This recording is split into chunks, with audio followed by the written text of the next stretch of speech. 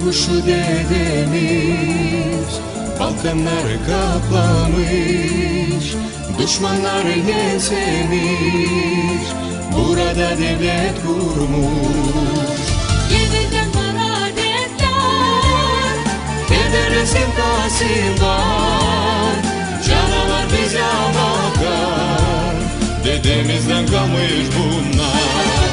Yaşa, yaşa, yaşa benim kalbim, yaşa, yaşa, yaşa benim kalbim, yaşa, yaşa, Gagauzian benim.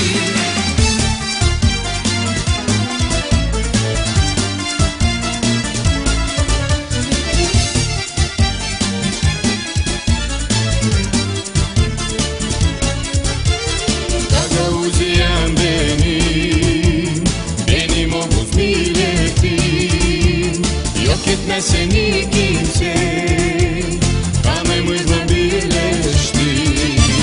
Parlakta deniz mavi, Bende var bir canavar, kucakta çiğdamlar, kalktı bir Gagavuz var.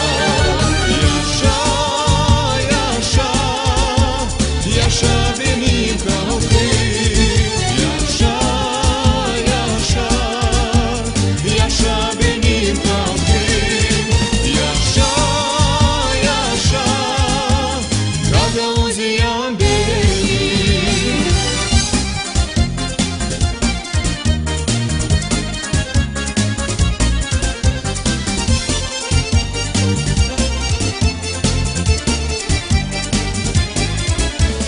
Birleşip toplanalım, halkımızla birlikte, değerli biz her zaman.